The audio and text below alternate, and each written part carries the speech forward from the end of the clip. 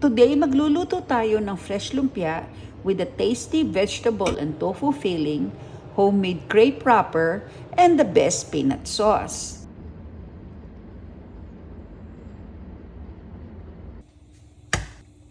Ang una nating gagawin ay ang wrapper. Whisk the eggs well para walang streaks of white ang ating pabalat. Beat muna hanggang well incorporated na ang yolk and white before adding the water dahil mas mahirap pag marami ng liquid.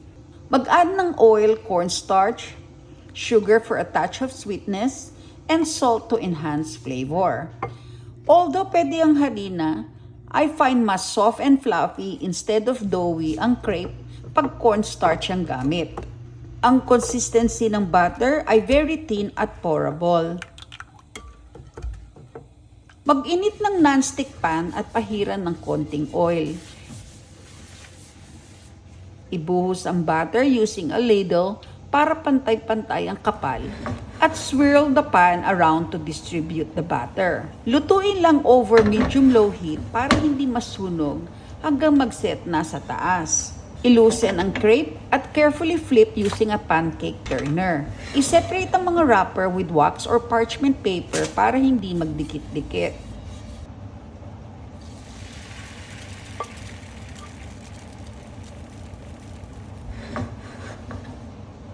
Pwede rin hindi na i-turn ang crepe sa pan. Lutuin lang sa mahinang apoy para luto pati ang top, loosen ang sides, and flip directly sa parchment paper.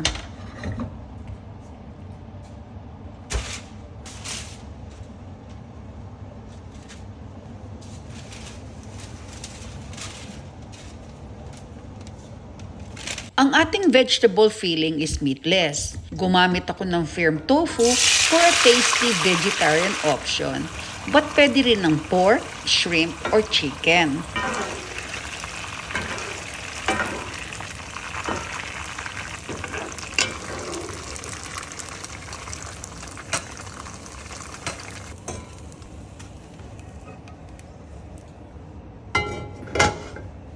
Saute onions and garlic, and add your choice of vegetables according to what cooks the quickest. I like to use camote, singkamas, carrots, and green beans. Pero masarap rin sa fresh lumpia ang cabbage or ubod. Make sure lang to cut ang mga gulay into thin strips para mabilis maluto.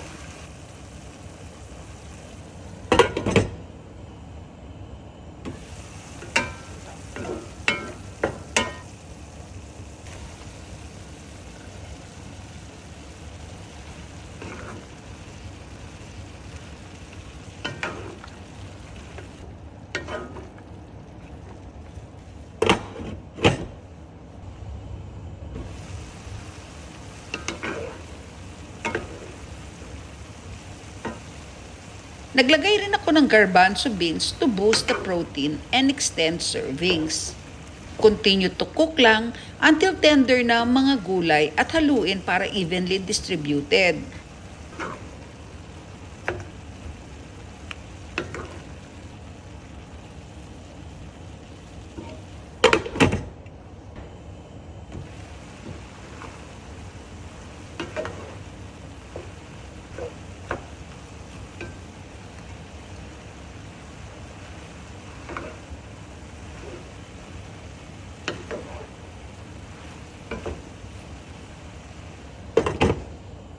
Drain well at huwag itapon ang excess liquid dahil ilalagay natin ito sa ating lumpia sauce para dagdag lasa.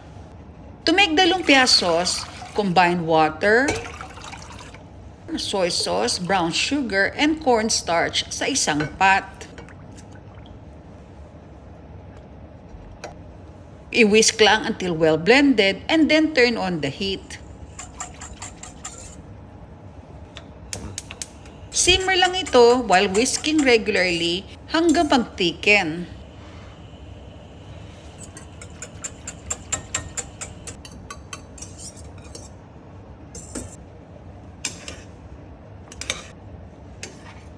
It's the perfect medley of sweet and savory at liglig sa fresh minced garlic and crushed peanuts.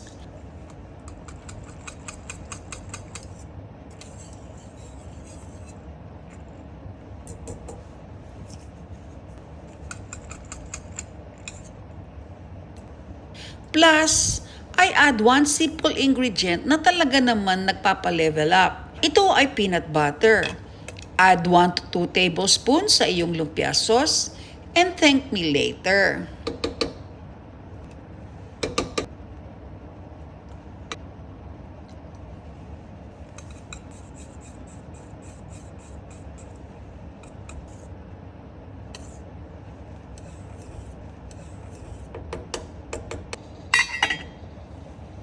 You can assemble the fresh lumpia ahead of time at wrap lang with parchment paper individually.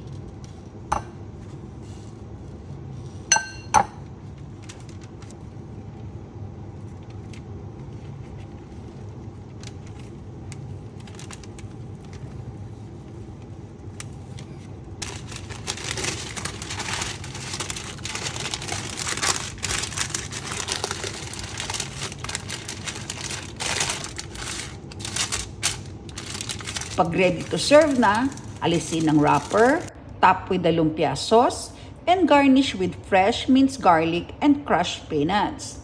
Enjoy!